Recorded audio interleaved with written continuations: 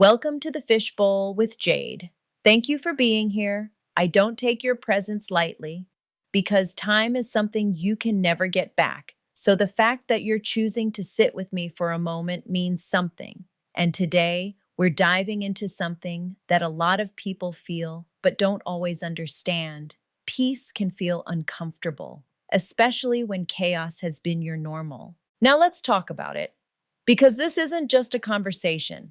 This is personal. In my story, maybe I am the drama. Savannah lived in chaos for so long that when she finally encountered something calm, something stable, she couldn't accept it. Not because it wasn't real, but because it didn't feel familiar. And if we're honest, a lot of us have been there.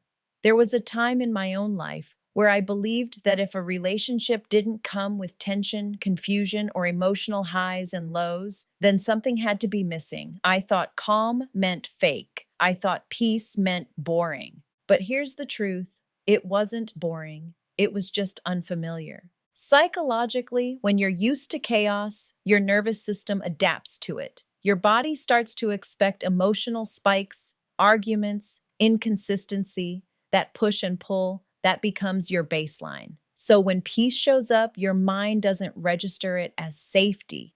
It registers it as something is off. That silence, that stability, it feels like waiting for something to go wrong. So what do people do? They start creating problems that weren't there, questioning intentions, overanalyzing tone, testing the relationship, because chaos feels like home.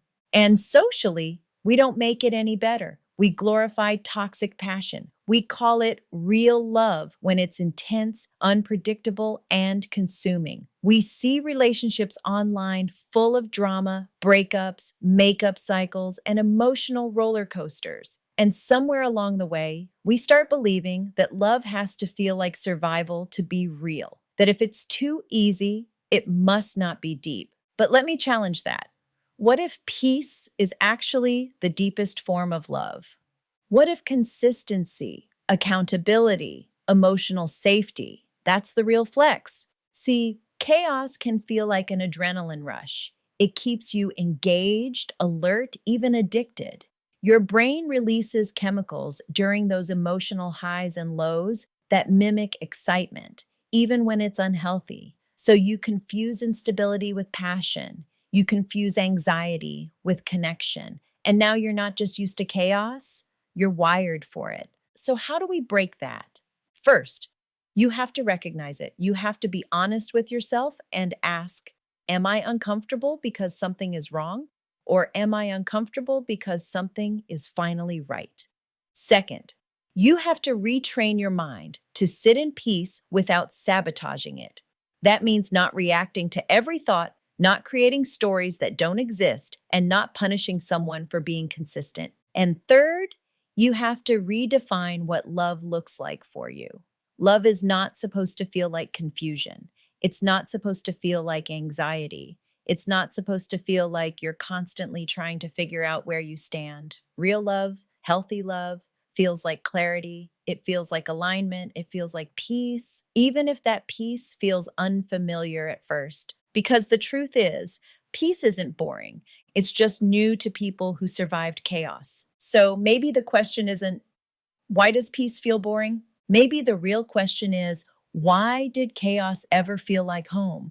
And that's something we have to sit with. This has been the Fishbowl with Jade, where we look at life, relationships, and ourselves from a perspective that doesn't always feel comfortable, but it's always real.